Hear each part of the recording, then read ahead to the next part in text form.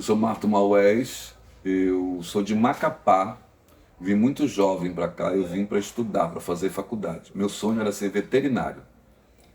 Acabei fazendo meu primeiro vestibular para veterinária, não passei, graças a Deus.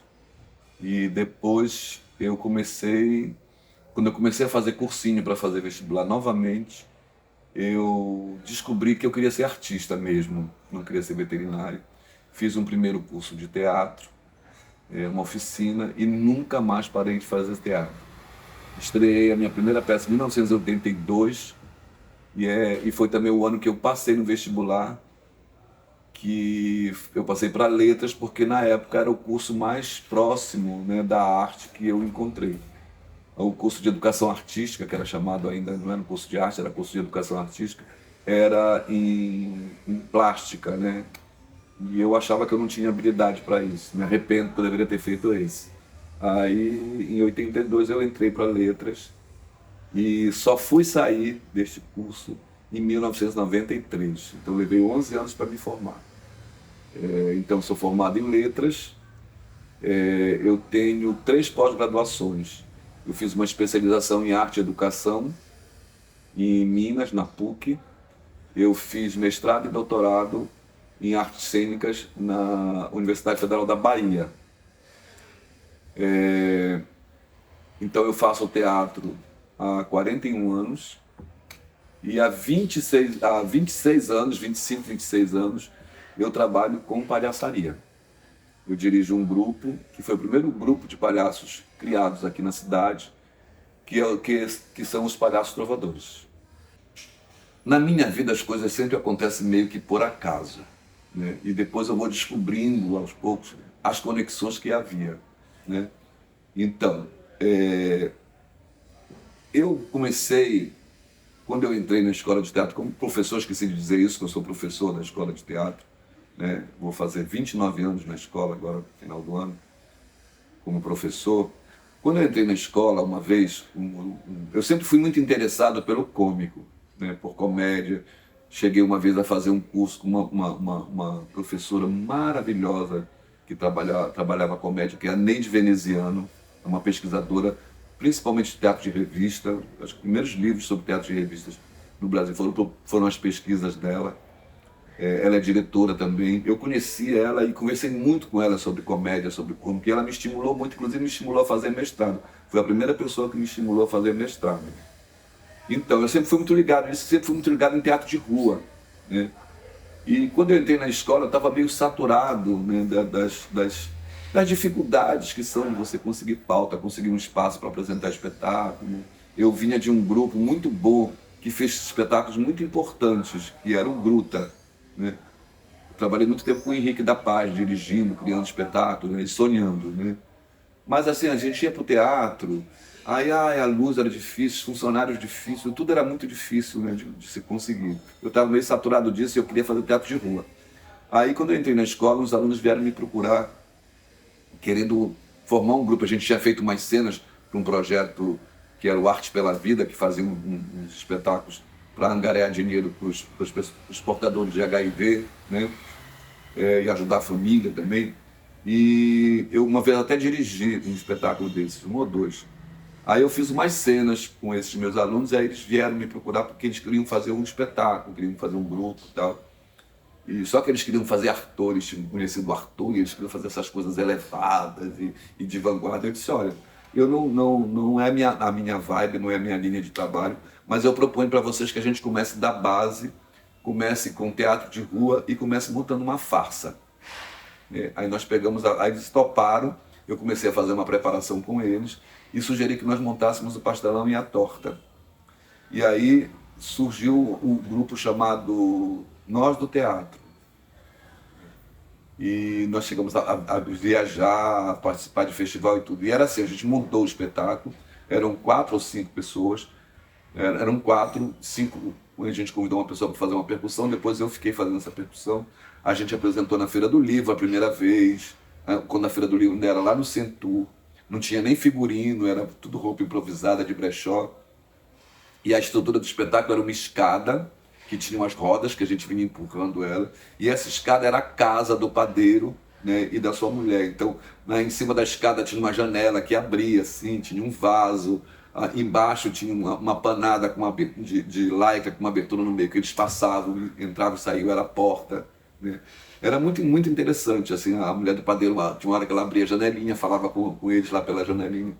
Era bem legal. Era a Larissa, a Sônia Alão, o Rodrigues Neto, um menino que começou a fazer teatro comigo, depois se tornou professor, fez mestrado e tudo, e faleceu.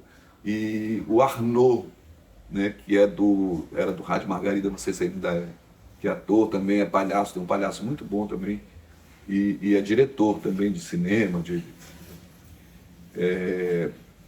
eram esses 4 mais eu. E a gente saía, eu tinha um carro, uma Paraty, que tinha uma estrutura em cima para colocar coisa, a gente botava essa escada em cima do carro e saía pelo. Vamos domingo, sábado, vamos no bairro tal, na praça tal. E a gente ia sem programar, sem nada, sem pedir autorização, chegava lá, pá!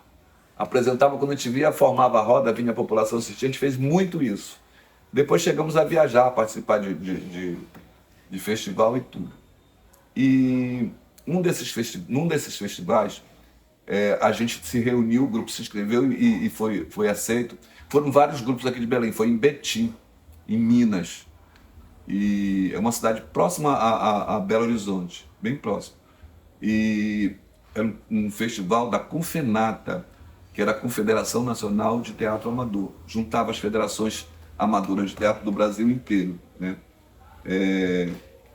Ainda existiam as federações de teatro, né, locais. Na época ainda era a FESAT aqui. Aí nós fomos. Só que antes eu estava já reunindo o grupo, discutindo o próximo espetáculo. E eu disse que eu queria fazer um espetáculo com palhaços. Não sei de onde surgiu isso, né? Acho que eu tinha ouvido falar de alguma coisa. Estavam surgindo no Brasil os grupos de teatro, o Teatro de Anônimo, as Marias da Graça, né? Aí nesse festival tinha umas oficinas. Aí eu me inscrevi numa oficina que ia ser realizada pelo Grupo Galpão, pelo Eduardo Moreira, que ia dar a oficina, né, de teatro de rua. Como a gente era de teatro de rua, eu me inscrevi nessa oficina. Só que chegou lá, mudaram, não era mais o Galpão, era a galera do Amir Haddad. Aí a gente tinha tido um atrito com o Amir Haddad aqui, eu não quis. Eu digo, não, tá na rua, eu não quero. Eu falei assim pro cara, tá na rua, tô fora. Aí tinha oficina de Clau, com a Ana Luísa Cardoso, das Marias da Graça, que era uma das atrações desse festival. Elas se apresentaram lá, no espetáculo Tem Areia no Maiô. Aí eu disse, dá para trocar o meu para esse aqui? Aí a pessoa lá da organização trocou a minha oficina de teatro de rua para Clau. Cara, eu me apaixonei. Eu acho que eu era da turma ali o mais velho, né, o mais experiente, né, já tinha um longo tempo de estrada e tudo. Mas eu absorvi aquilo com uma força incrível e fiquei encantado, né, com a oficina. Foi assim, bem intensa, foi uma semana assim, acho que era de manhã e de tarde, assim, exercício. A Ana Luísa é muito exigente, né? Então eram uns exercícios pesados. Bom, resumindo, quando eu voltei, né, para Belém, comecei a dar aula, isso foi em julho, né, de 98, eu acho, 97. Né? Também foi o ano que eu concluí a minha especialização lá em Minas. Aí, quando eu voltei para cá em agosto, comecei a dar aula na escola, a Vlad era coordenadora.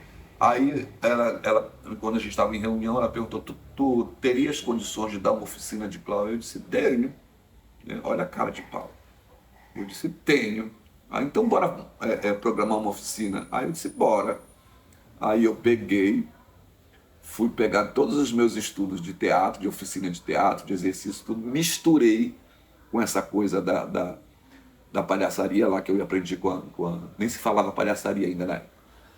E a gente ainda falava Clau, né?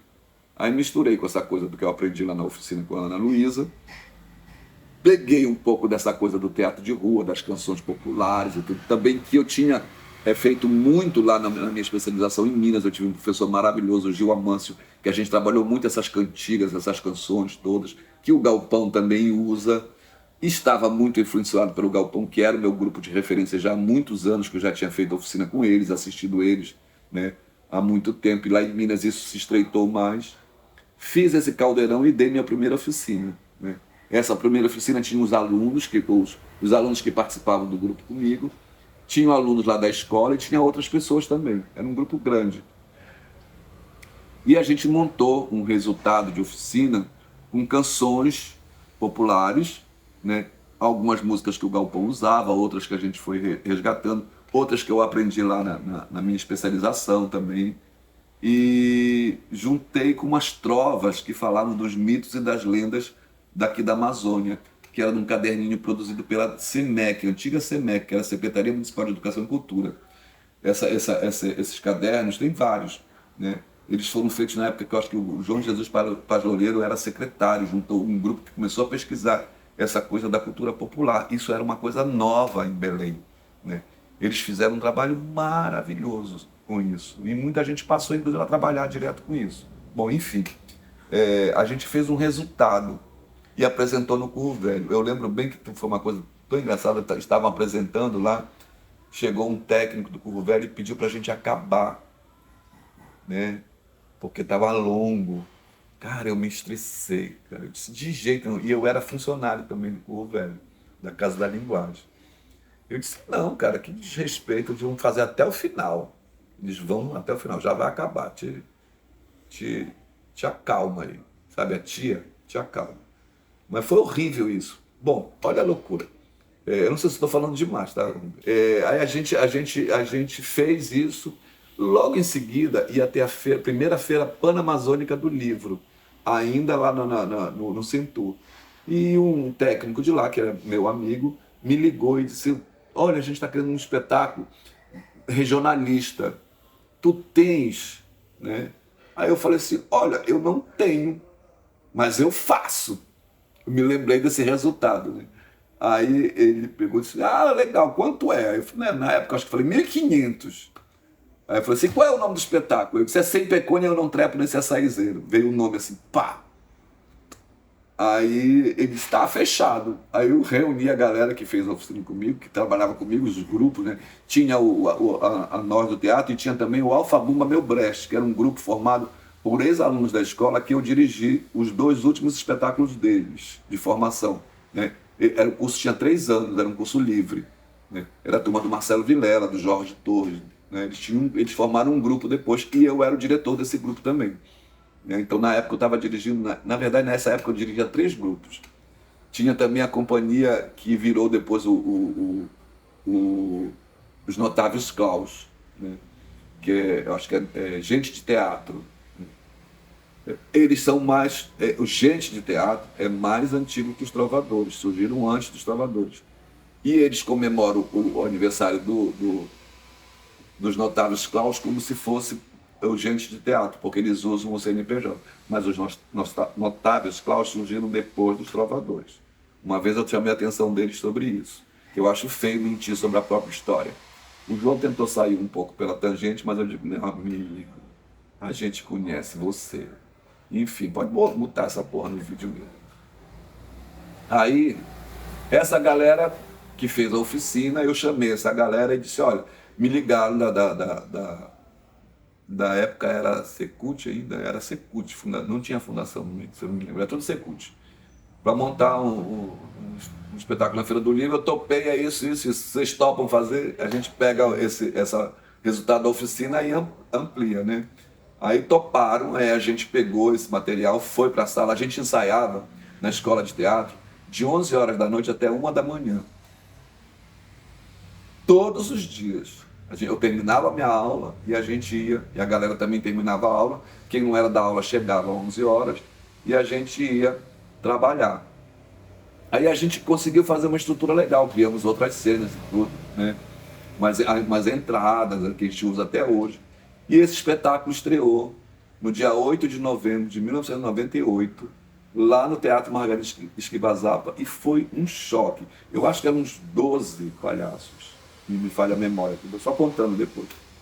Porque ninguém nunca tinha visto aquilo, nunca tinha visto palhaço daquele jeito, porque a gente usava roupas mesmo de brechó, com algumas aplicações, umas coisas assim. Então, não era aquele palhaço tradicional, todo colorido que as pessoas costumavam ver em festas, principalmente de animação, né? E tinha um jogo, uma outra energia, né? Foi assim, umas pessoas. Eu lembro que quando eles começaram a entrar, né, entrava pela plateia, assim, né, descendo a escada dos que vazavam. Foi assim, as pessoas, oh, todo mundo ficou, nunca tinha visto aquilo. E o espetáculo era lindo, né, era muito bonito. Aí todo mundo começou a falar. Na época, nós não éramos um grupo ainda. Então a gente chamava, como, meu Deus? O grupo tal, Alfa Bumba Meu Brecha, nós do teatro e gente do teatro apresentam. Aí, como a gente trabalhava com trova, eu inventei esse nome. Apresenta os palhaços trovadores em Sem Pecônia Eu Não Trepo Nesse Açaizeiro. Né? Aí começamos a receber vários convites, né, para fazer apresentações. A gente fez tinha um projeto da prefeitura que era a Seresta do Carmo. Nós fizemos uma apresentação lá, todo mundo, ó, fizemos. Aí esses convites foram dando uma energia na gente. E isso era novembro. Logo em dezembro a gente começou a fazer um novo espetáculo que eu pedi para Vlad. Eu falei, olha, eu tenho uma coisa das pastorinhas em Belém, vamos fazer um alto natalino. Aí a Vlad fez um roteiro, né? Eu peguei, eu falei, esse roteiro não dá para montar desse jeito, é muita viagem da Vlad. Mas aí eu resumi um monte de coisa e a gente fez o Singelo Alto do Jesus Cristina, que foi um puta sucesso também. Como era Natal e a gente apresentava, a gente foi convidado para apresentar em vários locais. Uma vez a prefeitura nos convidou para apresentar na rodoviária, a gente fez lá na rodoviária, no meio do povo. E foi lindo. Tinha muita música, era uma coisa bem legal. E cenas muito engraçadas. Aí a gente partiu para legalizar o grupo. Algumas pessoas ficaram, outras saíram, né? Mas aí a gente legalizou como Palhaços Trovadores mesmo. Aí o grupo deslanchou. Esse foi o meu início na palhaçaria, mais ou menos isso, né?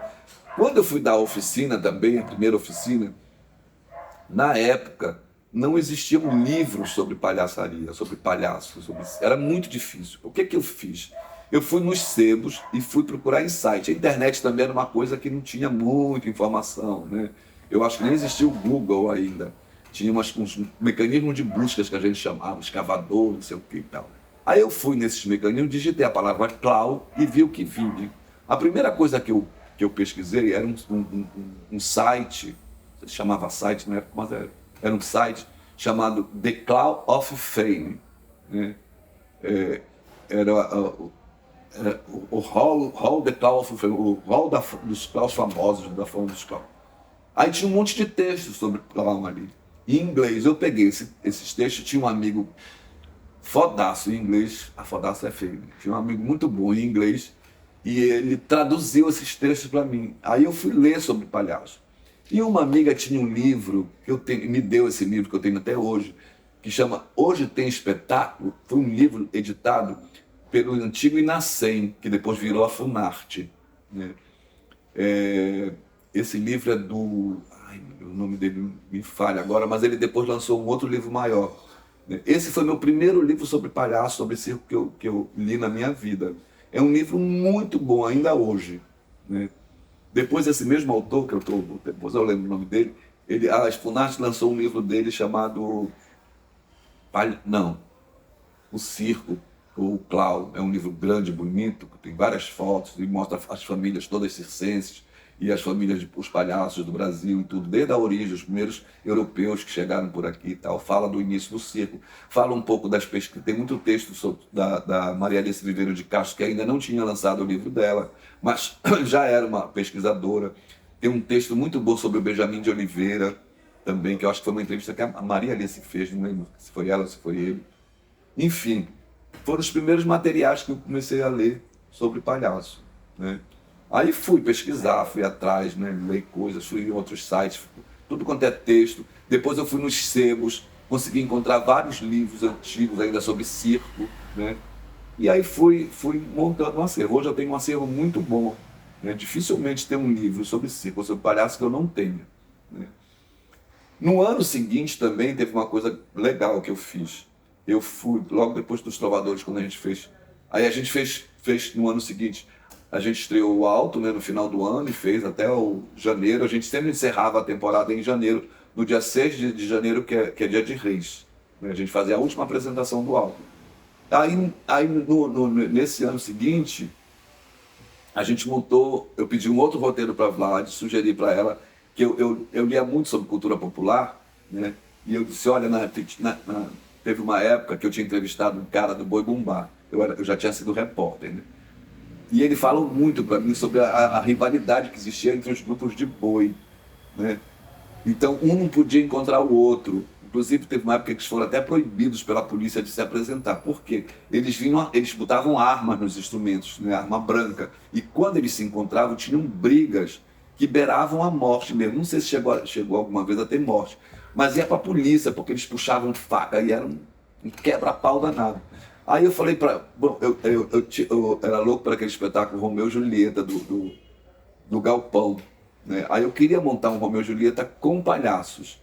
Aí eu falei, Vlad, bora montar um roteiro assim, assim, assim. Eu dei o nome, O Boi do Romeu no Curral da Julieta. Eu falei, a gente pega dois grupos de bois rivais, os Capuletos e os Montecos. Só que um só que aparece no espetáculo, o outro é só citado. Só o Romeu que vem, né, como Monteco. O Romeu e o Mercúrio. A gente fez um espetáculo que eu acho belíssimo, que tem umas cenas assim maravilhosas. E a gente estreou esse espetáculo num circo da prefeitura, que tinha lá na praça lá da Cremação, ainda não tinha aquela praça nova, né? Tinha um circo montado. Rapaz, a gente estreou lá. No dia da estreia, caiu uma tempestade. E o circo era todo furado. Gente, foi um caos, porque caía água na gente, caía água na plateia. Estava só a comunidade e tudo. E a gente tinha essa estreia, no dia seguinte de manhã a gente tinha uma apresentação marcada por Valdemar Henrique. Aí, cara, lá foi um caos, mas a gente chegou até o final, assim, a duras penas, o circo já estava quase que alagando, né? Era água para tudo quanto é lado, e a chuva não parava. No dia seguinte a gente fez no Valdemar Henrique, foi horrível o espetáculo, foi um horror. Aí o Vlad me chamou, puta, disse, tá uma merda isso, bora cortar, não sei o que, corta, não sei o que, corta. Eu falei assim, não vou cortar nada. A gente tem uma apresentação à noite na Praça da República. Eu disse, não vou mexer em nada, o espetáculo ainda não aconteceu, o espetáculo precisa de jogo, vamos fazer. Aí eu acho que, não sei se foi no dia seguinte ou na mesma noite, a gente apresentou no anfiteatro da Praça da República, cara, lotado, né? Já tinha um pouco essa coisa dos palhaços, as pessoas estavam, era uma novidade na cidade. E o espetáculo foi lindo, aconteceu, o público amou, a Vlad me chamou e disse, retira tudo que eu disse. Foi bem interessante isso. Enfim, não sei por que eu estou falando isso. Precisava dessa energia melhor com a plateia, né, e tal. Não mudei nada no espetáculo, nunca. A gente fez depois, mudou elenco, mudou coisa, mas o espetáculo sempre continuou o mesmo, né? E sempre aconteceu. Sempre foi um espetáculo assim, que teve muita apelo do público, era muito engraçado, tinha cenas incríveis, né? A língua do boi ficava enorme, a Julieta se matava com a língua do boi, né? A gente fazia o contrário, ele que desmaiava, não era ela, né? Ele desmaiava porque eu bati na cabeça dele, ele tirava o chapéu, tinha um galo aqui que era um nariz vermelho. A gente faz essas coisas. E nesse espetáculo, como os personagens morrem, né, eu falei, por que eu vou fazer, né, o palhaço morrer? E depois ele entra de novo no elenco, ele está no grupo de novo, e ele revive de novo, né, para contar a história de novo, porque o boi tem isso, o boi morre e renasce, né, toda vez. Aí eu tive a ideia de fazer o seguinte, que a gente usa sempre nos palhaços salvadores quando tem cena de morte. O palhaço, quando ele morre, ele baixa a cabeça, tira o nariz, olha para o público e diz assim, morri. Aí ele volta, põe o nariz e ele levanta, depois dali ele continua no coro, né? Ou então volta nessa forma, porque o Romeu e Julieta eles voltam depois de novo, debaixo do boi. Aí eles fazem o boi de 4 patas, os dois estão ali de novo. O boi renasce com eles, né? É muito poético, né? E são descobertas incríveis que acontecem assim, a gente no processo de feitura. Né? Nesse espetáculo tu estavas na direção. Eu ficava na direção, mas eu estava no elenco como o amo no boi todo. Eu chamava, eu cantava, como eu canto e toco. Na época eu estava começando a tocar alguns instrumentos, tocava pandeiro e tudo, eu ficava ali no coro. Né? Em quase todos os espetáculos eu sempre faço coro. Né? Eu pouco faço cena, agora que eu estou mais metido a fazer cena. Dito isso, Marton, por que ser palhaço? Não sei, tenho a mínima ideia, foi acontecendo, fui sendo. Tanto que no início eu não tinha palhaço ainda, né? Eu não usava nariz, depois que eu fui, apesar de ter feito a oficina, né, legal, eu ainda não me sentia, né? O meu palhaço foi surgindo a partir do momento que eu fui ensinando, né? Criando os outros palhaços, ensinando as outras pessoas a ser palhaço no processo, e no jogo com eles eu fui criando o meu palhaço. Ele surge depois dos outros, bem depois, E por que, professor? por necessidade de sobrevivência.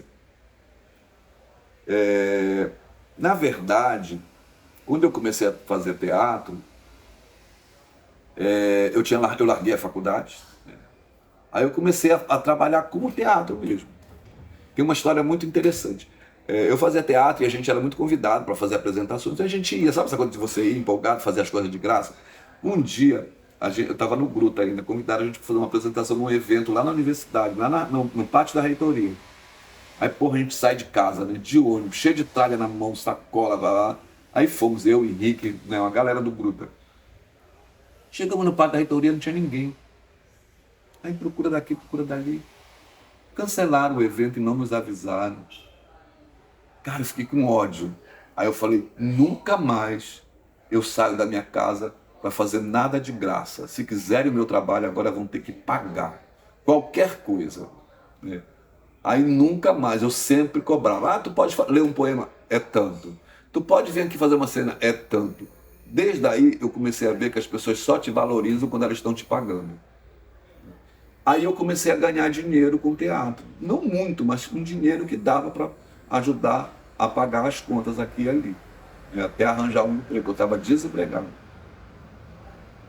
Aí eu comecei a me profissionalizar mesmo, e a encarar o teatro, que eu ainda não me sentia. Às vezes eu não me sentia nem artista, ainda não gostava dessa palavra artista, para mim era uma coisa que estava acima, depois de um tempo você. Eu disse, não, eu agora me chamo artista, eu sou artista, eu me assumo como um artista e como profissional, não tem essa história de amador.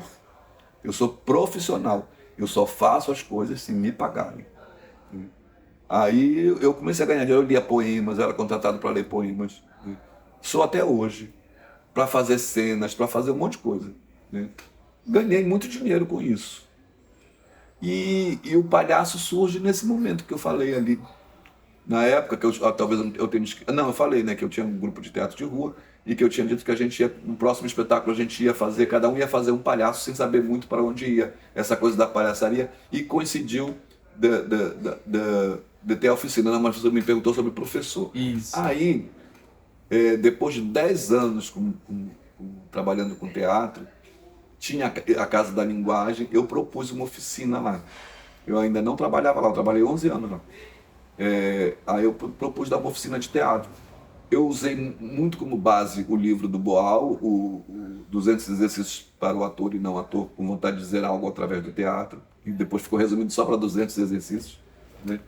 E eu usei muito esse livro como base, fazendo exercícios ali com esses livros, a máquina e tudo, e criei um espetáculo. Aí a partir dali eu comecei a dar aula mesmo de teatro, comecei a dar aula de voz, eu trabalhava muito voz, né? Que eu chamava de leitura dramática. Né? Aí eu fazia um exercício, eu tinha uns livros que eu comecei a estudar sobre voz, fiz oficina com Walter Bandeira também, né? Tanto que o meu concurso para efetivo na escola de teatro é para professor de voz. Eu fiz, olha, com quem eu estava competindo, com Walter Bandeira. Gente. Claro que ele passou em primeiro lugar, eu passei em segundo. Mas a minha prova de didática eu tirei a nota mais alta que a dele. Aí eu resolvi voltar para a universidade, me formar, né? Me formei. Assim que eu me formei, abri um concurso na UEPA para expressão corporal. Eu passei em segundo lugar. Aí me chamaram para dar uma oficina de comunicação, cara. Teoria da comunicação, uma coisa assim. Porque eu tinha sido jornalista, né? Eu fui locutor também. Nesse meio tempo que eu fazia teatro para sobreviver, eu fui locutor, fui jornalista, né?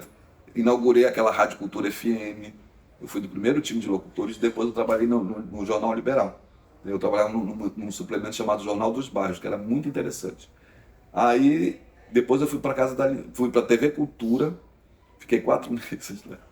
Ou 3 meses. Aí fui chamado para a Casa da Linguagem. Aí lá na Casa da Linguagem, eu falei, pô, vou então voltar a estudar, vou terminar o meu curso. Estava para ser jubilado. Aí eu terminei o curso ainda em 4 matérias, mais o TCC em 2 anos, porque tinha pré-requisito. Né? E eu não podia fazer também muitas disciplinas.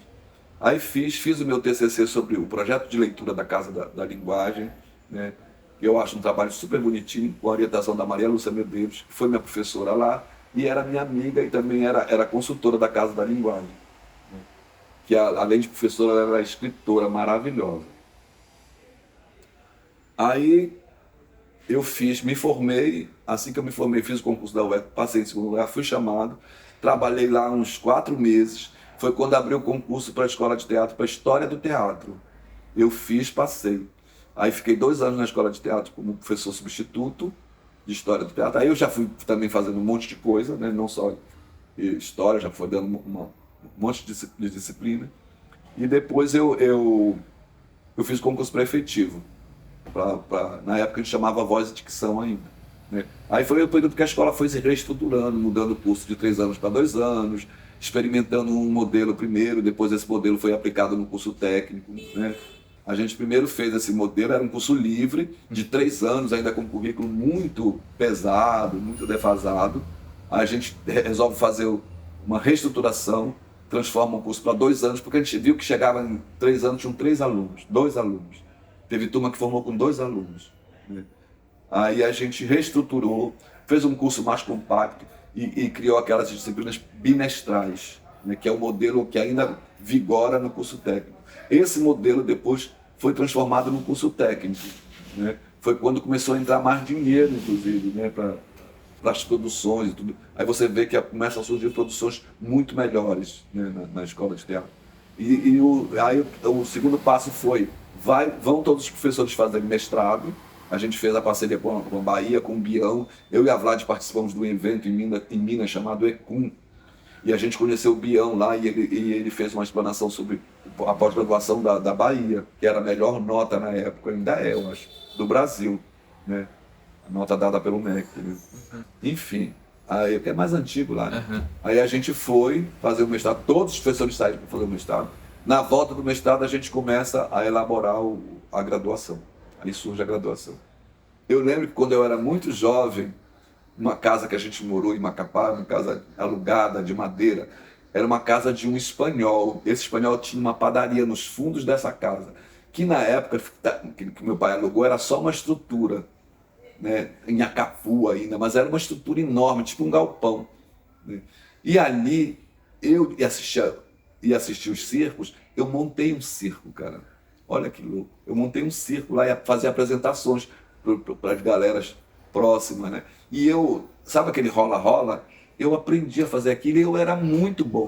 Eu fazia igualzinho os meninos faziam no circo. Né? Desaprendi a fazer isso, mas eu fazia rola-rola. Gente, eu tinha meus 10, 12 anos por aí. Foi também 11 anos, foi quando eu ouvi Caetano pela primeira vez, o disco Transa também foi nessa casa, que eu digo que a minha primeira epifania mudou minha vida. Mas eu lembro que eu alfabetizei a minha irmã mais nova. Nessa casa eu montei uma escolinha no galpãozinho também que tinha. Né? Era um antigo banheiro externo de madeira. Né? Eu fiz um quadro, eu pegava giz, né? E eu ensinei o ABC para minha irmã, ensinei ela a escrever as primeiras letras. Eu alfabetizei minha irmã mais nova ali.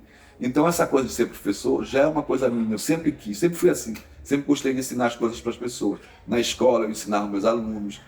Eu sempre fui um aluno, não era o melhor, mas era bom. Né? Só não era bom em matemática.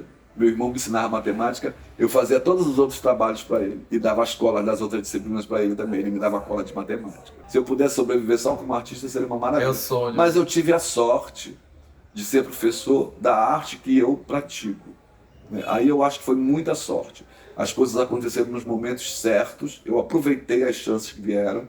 Né? Foram chances boas. No meu primeiro concurso para professor substituto da universidade, tinha eu e mais uma moça inscritos só. E ela, quando viu que era eu, por causa do meu currículo, meu tempo já de teatro, ela desistiu. Então eu só tinha que passar, que atingir a nota. E eu atingi a nota. Então eu não estava concorrendo com ninguém. Né? O meu concurso para voz também tinha eu e o Walter. Ninguém tinha coragem de fazer concurso com a gente, né? Que a gente já tinha um chão. Né? Então também foi tranquilo, a gente só precisava passar. Né? E eu tive a sorte da escola estar precisando de 2 professores, e nós fomos os 2 contratados. Então eu tive sorte. Hoje a concorrência é muito maior. né? E a exigência também é muito maior. Eu não sei te responder direito essa pergunta, não. Porque eu nunca parei para pensar sobre isso, eu teria que pensar um pouco. Se realmente me altera ou me alterou, né, depois. Né? Eu sempre procurei ser parceiro dos meus alunos. Tanto que muitos deles depois vieram trabalhar comigo. Né? Tem essa história do Alfabundo no meu Brecht. A gente tem o Marcelo Vilela é dessa turma. Ele trabalha comigo até hoje. Né? A gente é super parceiro. Né? Mesmo eles tendo criado depois um grupo, eles continuaram nos Palhaços Salvadores. Marcelo, Jorge. Né? O Jorge trabalhou muito tempo também. Né? E eu sempre fui esse cara que dizia, não, vocês têm que estudar. Vai fazer concurso, vai fazer isso. Né? Então eu fui um pouco puxando e ajudando essas pessoas também a crescerem. Né? O Marcelo fez graduação, depois fez uma pós-graduação, hoje ele trabalha como professor e é um excelente profissional de teatro, faz luz, faz um monte de coisa. Né? O Jorge Torres também, hoje o Jorge é professor da escola de teatro, está fazendo doutorado, entendeu? Vai fazer doutorado, bem certo. Mas, sabe, coordena, né, tá na cenografia, tá lá na escola, faz um trabalho super bonito, né? E eu fico muito orgulhoso e feliz de ver que essas pessoas foram crescendo. Tem vários, a Cleice foi se formar, a Cleice também era uma menina jovem, né? E eu dizia, vai estudar, vai fazer vestibular. Eu lembro que quando ela fez vestibular, que ela passou na primeira turma de graduação da escola de teatro, ela dizia, mas eu não fiz cursinho, mas faz. Na época ela passou para a UVA, existia a UVA, mas logo depois ela passou no vestibular da Federal, né? Eu dizia, vai, tu é inteligente, vai. Né? Eu e o Isaac também estimulava muito a Cleice, né? E hoje a Cleice, sabe, é uma profissional incrível, né? É concursada da SEDUC, é professora da SEDUC, né? Tem um trabalho lindo que ela faz desde jovem no Emaús, entendeu? Né? Sempre esteve ali do lado do Padre Bruno, né? Então tem um crescimento pessoal enorme. Né? É uma mulher de luta, sabe, está na frente de várias lutas. Eu tenho muito orgulho assim, dessas pessoas. Né? A Amy está se formando, a Amy também desde 16 anos está com a gente. Estimulei ele para ir para o Rio fazer a Escola Nacional de Circo. O grupo ajudava o AM, às vezes não tinha dinheiro, vou mandar dinheiro para a AM, gente, né? Vamos ajudar, vai fazer a eslifa, vai fazer tal coisa. O Feijão também, o Feijão está se formando em várias coisas. E é legal que eles me chamam de palhaço, né? Eu sou palhaço. E é uma relação mesmo que a gente tem de pai e filho. Agora, essa coisa do professor, o que eu posso dizer é que o palhaço me mudou muito. Eu passei a ver a vida de uma outra maneira, eu passei a me comportar de uma outra maneira.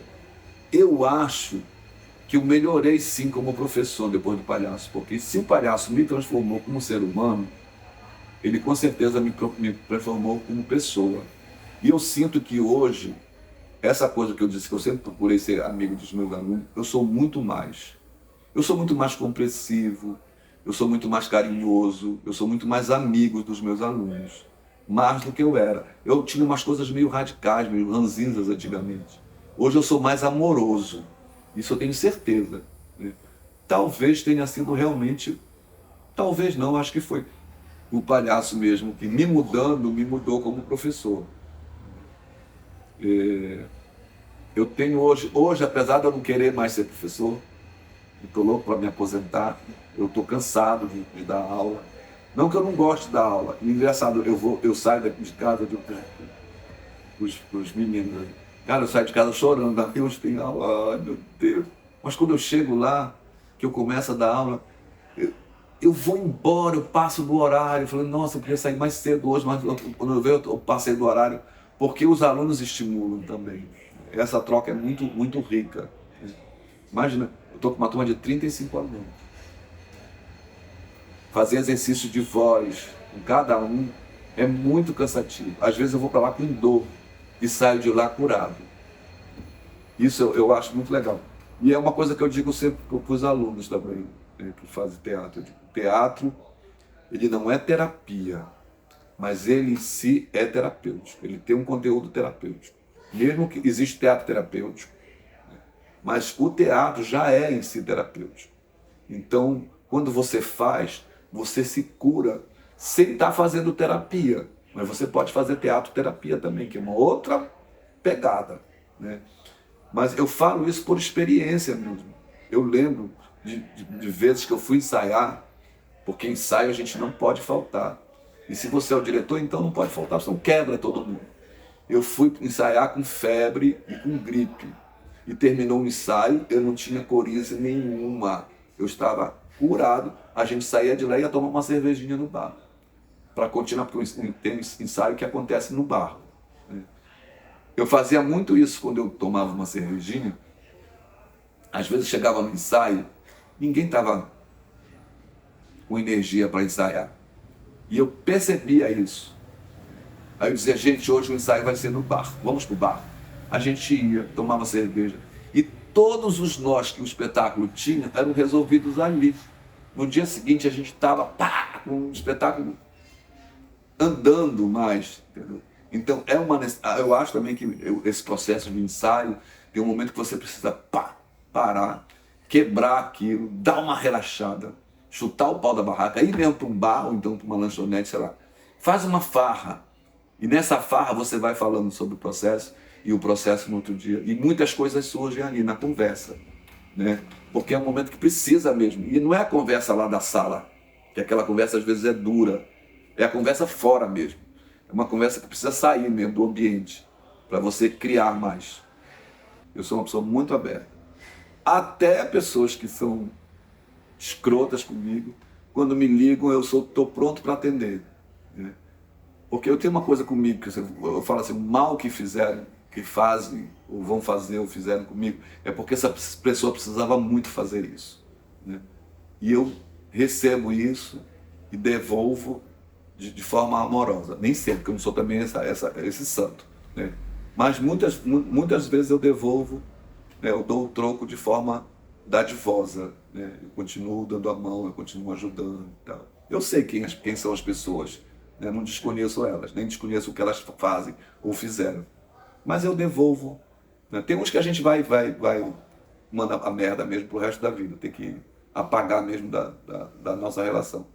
Mas tem uns que a gente ainda estende a mão. Eu fico muito feliz, né? E fico muito feliz de ver uma coisa que eu acho legal, né? No trabalho de todo profissional, de toda a profissão, é que você aprende com uma pessoa, né? Essa pessoa pode ser seu mestre, você pode considerar seu mestre, né? Mas você depois vai dando outros passos, vai criando outras vias, outros caminhos. E eu percebo isso, né? Eu vejo que existe uma rede hoje em Belém, que existe um mapa rizomático, entendeu? Né? Usando esse termo do Deleuze, do Guattari, né? Então eu acho que se for fazer uma cartografia, você vai ver que tudo surgiu ali, daquela primeira oficina, depois os palhaços trovadores, e aí você vê pessoas que passaram por mim, né? Pessoas que fizeram uma oficina comigo, criaram um grupo, depois esse grupo começa a ensinar aqui, os próprios palhaços trovadores vão se tornando mestres e pesquisadores e vão ensinando, e as pessoas que aprenderam com os palhaços trovadores também vão ensinando. Então criou-se uma grande ramificação aí, rizomática na cidade, né? A gente tem eventos, por exemplo, além do grupo de pesquisa, o Clown Nossos Cada Dia, que tem 10 anos, né? Que vai realizar agora, esse ano de 2023, em dezembro, o 7º seminário de palhaçaria, né? Que hoje chama Seminário de Palhaçaria de Belém, né? Esse ano a gente centrou na Amazônia, então é o 7º Seminário de Palhaçaria de Belém, palhaços, palhaças, palhaços e palhaces da Amazônia. A gente já está abrindo, né, um leque enorme, então a gente está sempre se renovando. Mas não tem só esse evento de palhaçaria na cidade, né? Tem agora as Preciosas Ridículas, que é um grupo de mulheres cômicas que tem um encontro também de palhaças, né? Então é muito eu fico assim, nossa, que maravilha, os palhaços vão dominar o mundo. Foi embora, né? Eu quero que os palhaços dominem o mundo, porque onde há riso, não há guerra. Isso é certo. Imagina, as duas pessoas estão com um fuzil aqui, as duas começam a rir uma da outra, ninguém vai matar ninguém. Então o riso salva. E aí eu queria te perguntar, falando de mestre, de ensino, né? tendo essa noção de que tu és o mestre para muitas pessoas, né? A referência principal, é o primeiro professor. Tu teve mestres? Quem são esses mestres? Eu chamo uma pessoa só de mestra, né? Eu fico muito feliz de ter sido uma mulher. É a Ana Luísa Cardoso. Até hoje, quando eu falo com ela, eu falo mestra. Oi, mestra. Parabéns, mestra. Que lindo, mestra. Só ela. Os outros todos, eu fiz muitas trocas com muitas pessoas, mas foram só trocas, né? Não considero mestres. Então eu fiz trocas com o Rick, o Ricardo Pussetti do Lume, Simeone, né? Simeone é um grande amigo meu, pessoa que eu amo, né, demais. Luiz Igreja, da Companhia do Gesto, o Thierry Tremorro, Gardi Uter, Márcio Libar, ai meu Deus, eu esqueci alguém. O Ézio, O Atormentado. O Ézio, que é um amor de pessoa. Tem um menino que mora na Itália, que é de São Paulo, que é o... Tem o Felipe Goulier, não é? Ah, eu fiz uma oficina com... Tive o prazer de conhecer Felipe Goulier, fiz oficina com o Goulier. Esse é um mestre. Pode-se dizer que ele... Não que ele seja meu mestre, mas eu fiz uma oficina com um grande mestre, né? E foi maravilhoso. Mas tem o André Casaca, que mora na Itália, tem um trabalho super bacana. Ai meu Deus, tem mais gente, mas eu não lembro assim de todo mundo. Mas para além desses professores, né? Porque também são professores, né? Que te ensinaram. Tem outras referências, assim, que tu acompanhava vídeo, que tu talvez não chegou a ter uma formação, mas conseguiu assistir, que tu fala, caraca, eu bebo nesse conteúdo aqui, eu me referencio nesse cômico, nessa Tem figura. um palhaço que eu gosto muito, que eu acho que tem um pouco a ver com a palhaçaria que eu faço, né? Porque a palhaçaria que eu faço, que eu gosto, é uma palhaçaria muito ligada ao palhaço brasileiro. Por isso que o nome do grupo é Palhaços Trovadores, não é Klaus Trovadores, né? Por isso que logo depois que eu fiz as minhas primeiras oficinas, eu tirei esse nome. Eu falo Clau ainda e tal, mas eu sempre falo palhaço, é oficina de palhaço. Então tem alguns palhaços que eu admiro muito, que eu vi e fiquei encantado, né? E que eu acho que tem um pouco a referência pro meu palhaço. São os palhaços que falam muito, são os parlapatões, palhaços que falam. Que o palhaço brasileiro é muito parlapatão, tem um certo exagero, ele não é muito contidinho como o Clau europeu, e que é mudo, que só faz gesto, que é muito aquela coisa do corpo, do Jacques Lecoq e tal, papapá. Não tem muito essa escola, não. Então meu palhaço é tipo o Chuchu. Eu acho o Chuchu um dos melhores palhaços brasileiros. Quando eu vi a primeira vez, eu falei, uau! O Chuchu não fez formação, né? A experiência dele é de... Ele fez Escola Nacional de Circo, mas ele fez palhaço, ele fez por outra via, né? Foi na marra fazendo. A história dele é muito engraçada. Ele ia pro bairro lá na periferia de João Pessoa e tudo. E ele é uma pessoa muito amorosa, muito dadivosa, assim, um cara incrível. Eu gosto muito do Rick também, do Ricardo Pussetti, mas o Pussetti ainda é muito aquela coisa europeia, não fala e tudo. O Bonier trouxe, né, da escola do Jacques Lecoq. Mas eu gosto dos palhaços parlapatões. Aí tem os palhaços populares, né? Tive a sorte de ver o Rodier Avanzi se apresentando. Picolino. Que é o Picolino, né? O Picolino 2, né? O segundo, não sei como é que ele... Que ele herdou do pai, né? Esse palhaço. O meu palhaço é esse palhaço que fala muito, né? Porque como ator, eu sou um bom improvisador, muito bom. Joga qualquer cena, se eu entrar na cena, eu jogo, vou embora, eu improviso, eu jogo muito bem. Eu sempre tive isso muito, sempre fiz muito improviso, né? Então eu improviso bem. Então o meu palhaço tem isso, ele resolve qualquer situação, e ele fala muito, né? E ele tem uma coisa meio de corpo que é minha, tem muita coisa minha, que eu também sou muito assim. Gosto de estar brincando, gosto de falar besteira demais. Então eu falo muita besteira, e eu acho que o meu palhaço também. O meu palhaço, ele transita muito, né? Que é um pouco a minha personalidade entre o Augusto e o Branco, né? Eu sou um pouco autoritário, eu sou um pouco, brigo demais pelas minhas questões. É difícil demais a pessoa me convencer a mudar alguma ideia nesse sentido da criação, porque eu defendo muito e eu tenho muito argumento, né? Eu vou argumentando, a pessoa, pá, se convence, né? Mas também eu sou bobalhão, né?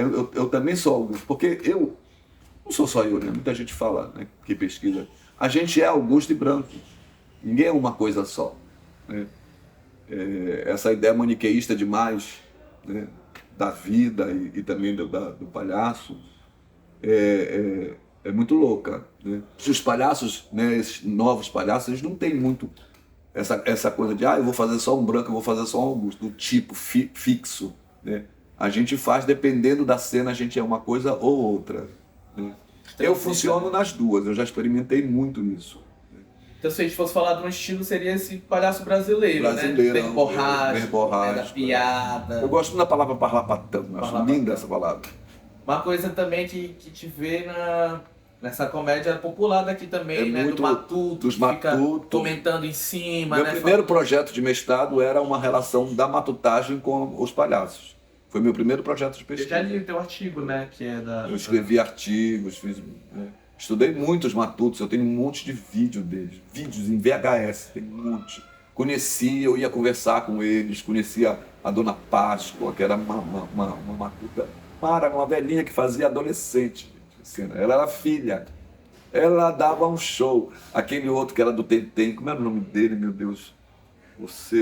Aquele cara, eu olhava para ele assim, se botasse o nariz de palhaço nesse homem, ele seria o palhaço mais lindo do mundo. Ele faleceu, todos os dois faleceram. E foi um projeto de pesquisa que eu fiz para o IAP, que chamava Égua Xirita em Termo. Tinha algumas pessoas convidadas, tinha a Andréa Flores, a irmã dela, né, a Rejane, que tinham sido meus alunos, um outro menino, o Jairo, não era Jairo o nome dele. Esqueci o nome dele. Que pecado, mas eu vou lembrar. E tinha os palhaços trovadores. Né? Esse espetáculo era muito engraçado. O público caía de rir. E que a pesquisa chamava riso de brinquedo. E era pegar alguns cômicos de alguns brinquedos populares, né? E fazer um espetáculo. A gente pegou a matutagem, pegou o boi com Catirina e o Nego Chico, pegamos os portugueses, tinha duas rumbeiras que era feito pelo Adriano Furtado e a Sônia Lama, que era engraçadíssimo quando eles entravam de peruca Chanel, pareciam duas gêmeas brancas, com um bustierzinho assim, uma sainha, dançando uma rumba, parando na frente do público, falando e saía dançando. Era muito engraçado, eles faziam a ligação entre as cenas. Tinha também, era o Boi Bumbá, tinha um Pierrot do Boi de Máscara, eu fui lá, conversei com eles, pesquisamos, fomos lá assistir. Eu assisti várias vezes, eu já assistia o Boi de Máscara, mas a gente pegou aquela coisa do Pierrot, fazia uma cena bem interessante com o boi, e a gente comprei uma roupa, comprei uma máscara, e o Isaac fez um outro aqui, eram dois Pierrots. E o Isaac fez uma roupa daquela de Pierrot aqui. Né? Tinha as máscaras e tudo. Foi uma experiência super interessante. A gente é doido para montar, nem que seja só a cena dos Matutos, que é engraçadíssima. Tem gente que me encontra e diz assim, o melhor espetáculo que eu assisti até hoje dos Palhaços Trovadores é o Sem Pecões. E não é dos Palhaços Trovadores, era um grupo de pessoas. E não era feita de palhaços, mas era muito cômico. Né? Mas explorava essa comicidade dos brinquedos populares daqui. Mas a minha aula hoje começa com um jogo que eu inventei, que é a roda de palhaços ou roda de clown. Que é logo que eles começam a colocar o nariz, né? Eles se reúnem todos em círculo, fazem um círculo, depois de fazer um aquecimento e tal, a gente se reúne em círculo. Eles baixam a cabeça, fecham os olhos, respiram, colocam o nariz. Esse procedimento de colocar o nariz de cabeça para baixo, de olho fechado e tal, eu aprendi com a Ana Luísa Cardoso, da minha primeira oficina. Aí eu trago para essa roda que eu criei. Essa roda é uma criação minha, não existia, né? Não sei se as pessoas fazem por aí, mas mas isso fui eu que criei, tenho certeza. Aí eles levantam em 10 tempos e começam só a respirar primeiro com o nariz, só sentir o nariz, depois começam a se olhar, e aí eu vou jogando um monte de indutores, né? Rir, não pode fazer barulho, rir sem fazer barulho, que é aquela história de começar a trazer o riso para o corpo, aí traz o choro para o corpo, aí vai mudando de um sentimento para o outro. ri, aí começa a rir, aí chora, aí do riso transforma em choro, aí fica sério, aí fica deprimido, fica triste, né? Fica melancólico. Aí eu já fui acrescentando um monte de outras coisas. E esse é a base do meu processo de ensino hoje. Tem que fazer isso, e isso é feito quase todo dia. Isso abre os trabalhos. Tem primeiro o aquecimento corporal, que eu acho a coisa física importantíssima. O palhaço tem que ter muito essa coisa física. Depois entra a roda de palhaços, que a gente faz. Cada vez que vai fazendo, eu vou acrescentando coisas novas, né? É um processo, né? As coisas que foram surgindo depois, eu vou colocando sempre homeopaticamente, né? Vai sendo devagar. Porque eu tenho uma coisa também que eu acho que sempre você faz um exercício aqui, aí dá um passo. Aí você faz esse exercício, mais o passo que você deu, e dá outro passo. Depois, no outro dia, você faz esse primeiro exercício, o primeiro passo e o segundo passo. Eu sempre acho que a gente tem que caminhar indo e voltando, indo e voltando, indo e voltando sempre. Por quê? Se você sempre volta, você vai fazendo uma manutenção daquilo que você aprendeu. Né? Aí tem gente que diz, mas é repetitivo. A repetição faz parte do fazer cênico. Sem repetição, não tem cena. Aí vai fazer performance. Tu cria tudo na tua cabeça e faz naquele dia ali, e pronto, é aquilo. E não tem ensaio. Performance não se ensaia, dizem, né? Teatro tem ensaio. Ensaio em francês é répétition. Tem que ter repetição. Para você manter algo técnico, você tem que repetir, né? O cara vai ser cirurgião, ele faz aquilo várias vezes, aquele corte, ele vai aprender, ele vai fazer, né? Vai fazer uma sutura, tem que fazer várias vezes. Não é a primeira sutura, pronto, já sei suturar. Não. Já sei cortar e tirar o coração. Não, você vai aprender a passar. Tem que repetir, repetir, repetir várias vezes. A costureira faz isso, o pintor faz isso, o marceneiro faz isso. Todo profissional repete. Você só aprende, só incorpora aquilo no teu fazer através da repetição. Né? Eu vou pintar, eu pinto a primeira vez, sai aquele desenho horrível, eu vou desenhar de novo, eu apago o desenho de novo, faço vários esboços, vou fazendo, até eu chegar naquilo que seria o perfeito. Né? Picasso fez isso a vida inteira. Todo artista faz isso. Repete, treina, treina. Eu lembro uma vez que eu conheci uma menina que foi aluna do professor de arquitetura, o Henrique Pena, que era um grande arquiteto, fez coisas lindas aqui em Belém. Era jovem, faleceu jovem. Ela disse que os alunos não sabiam desenhar, ele mandava eles fazerem cadernos e cadernos de garatura, só bolinha, só onda, assim. Fazer vários aqui. Só. Coisa básica que você aprende na infância, as garaturas, fazer cadernos e cadernos. Isso vai dando mobilidade para a tua mão, entendeu? Vai apurando o teu traço, vai apurando o teu risco. Entendeu? Você tem que começar sempre do começo. Não adianta eu querer começar bem aqui. Eu já quero ser o Arthur, eu já quero ser o revolucionário do teatro. Não conhece o básico ainda. Tem que ir para o básico, tem que ir para o... Sempre começa do começo e volta sempre do começo. Os palhaços trovadores têm 25 anos de trabalho. Ainda hoje a gente faz uns exercícios de olhar. Quando a gente vai começar o ensaio, volta os exercícios, zera tudinho e volta os primeiros exercícios. Tem muita coisa do Goulier, né, que eu gosto, que eu acho muito bacana. O Encontro com Gard Uther também tem umas coisas bem legais que eu uso até hoje, né, de jogo, para soltar o palhaço, né, a triangulação, né, também que eu aprendi com a Ana.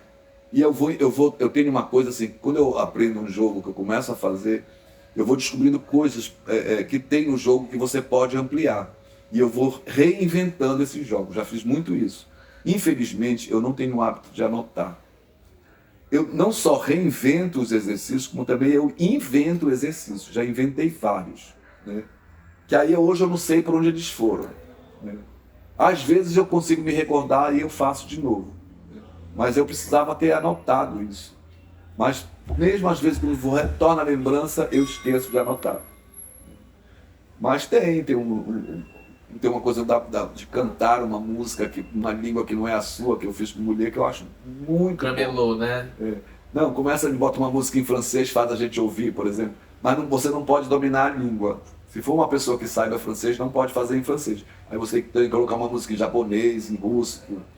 Aí você pede para a pessoa ir cantando junto, depois você tira a música e deixa ela cantando sozinha aquela música. E deixa ela repetir, é uma coisa que é angustiante, você não continua, a pessoa quer parar, não deixar a pessoa parar. Se a pessoa parar e estou cansada, ela quebrou o jogo, não funciona. Porque ela vai se chegando na exaustão, no desespero, e o palhaço vai surgindo ali, nesse desespero, nessa exaustão, nessa reinvenção da música, nessa tentativa de tentar manter. Agora também se ele começa a querer exagerar demais e inventar demais, ou então falar uma palavra que ele acha que tem um som parecido com o português, pare. Quebra e diga, não vá por aí. Tá? Pegou a estrada errada. Ou deixa ele fazer depois, ou então pare e peça para ele fazer de novo. Né? Tem muito isso. Tem um exercício que eu criei, que na verdade é um exercício, eu acho que eu li num livro uma vez, de teatro, sobre concentração, não sei se tem alguma coisa a ver com os Stanislavski, que é você olhar para uma cadeira, pegar uma cadeira e inventar que tem uma formiguinha andando e você vai seguindo essa formiguinha. Eu fazia isso nas minhas oficinas de teatro. Eu peguei esse exercício para fazer com o palhaço, né? Que é o exercício do bichinho. Esse exercício, eu acho assim, tem uma relação afetiva com ele, porque é um exercício que traz um pouco a emoção do palhaço, o lirismo. Né? Tem gente que chora depois desse exercício, acaba o exercício está chorando. Então, como é o exercício? A pessoa imagina, eu peço para eles fecharem a mão, eles ficam deitados, às vezes eu faço um exercício mais quente de aquecimento e tal, de andar e pular, aí eles relaxam, deitam e eles vão acordar com um bichinho na mão. Eles vão imaginar como é esse bichinho. Eu só digo que esse bichinho pula, ele pode pular, ele pode ter asa, ele pode voar, ele vai pela parede, mas ele vai começar primeiro a andar no corpo do palhaço. E eles vão sentar, abrir a mão, ver o bichinho vai começar a andar e eles vão começar a seguir. É um exercício um pouco para trabalhar o nariz, mas acaba trabalhando o nariz e o emocional, o olhar com o nariz. Né? Aí esse bichinho vai saindo, aí eles botam uma música, né, suave. E depois eles o bichinho começa a andar, voar, pular, e eles vão brincar nesse espaço, trabalhando, né? O bichinho vai levar o direcionamento do corpo e do olhar do palhaço. Fica um tempo isso, depois eles retornam, e é um momento que esse bichinho vai embora, e que eles vão ter que abrir a mão e ver ele voando, indo embora. E eles voltam pro ponto zero. Né? Tem muita gente que se emociona muito com esse exercício. Eu gosto muito e eu faço sempre. É um exercício que tem que ter. É um trabalho que a gente faz mais com máscara, porque também é legal juntar a máscara com o trabalho do palhaço. No Clown Nosso a gente sempre experimenta a máscara larvária. É um trabalho de brincar com o balão, né, no corpo, que é essa coisa de soltar, e você vai brincando. Depois você tira o balão e imagina que o balão está no teu corpo. Vai brincando. Eu faço esse exercício com máscara, faço técnicas corporais. E depois vira uma grande festa, né? Os palhaços começam a brincar, os palhaços começam a trocar também. O balão tem uma força na mímica também, exercício de mímica. A gente começou a fazer no Clown Nosso agora, né? Esse trabalho com o balão e a mímica. Até de falar bem que legal. Produziu mais máscaras. Pode dar uma pausa só um instantinho que eu ligar o ventilador que está muito quente. Olha os mestres. Olha os palhaços velhos. São os melhores. É o primeiro conselho que eu dou. Vá procurar vídeo com palhaços velhos. Né? O balé também, né? Que é importante. Sempre repense a questão do riso, eu acho importante.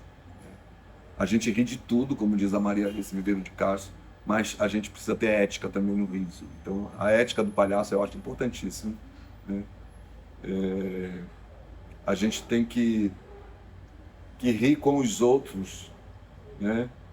Não rir dos outros. Eu acho também que isso é uma coisa legal hoje, né? Pensar esse riso. A gente está rindo de quê? Como? Por quê está se rindo? Mas é fundamental olhar os mestres, os palhaços velhos. Assista todos os filmes do Chaplin, todos do Gordo Magro, que são maravilhosos. E tem outros grandes mestres de palhaço no cinema. Harold Lloyd, Jacques Tati, Cantinflas, Mazzaropi, Os Trapalhões, aquele outro, Buster Keaton também, né? Tem as mulheres cômicas que não eram consideradas palhaços brasileiras, são maravilhosas. Berta Lohan, a Dercy Gonçalves, né? Nair Belo, essas mulheres dão aula pra gente, mas aula de time, de comicidade, de corpo cômico, né?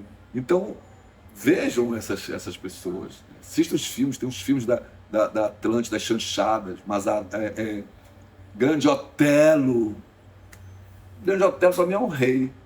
Esse homem deveria erguer um templo a ele. Ele e Oscarito. Mas ele encantou minha vida.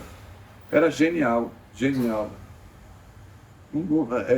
Tem uma coisa que o Bullier falou assim: palhaço bom nasce de 100 em 100 anos um. Então esses caras, Chaplin, Grande Otelo, são esses que nasceram de 100 em 100 anos.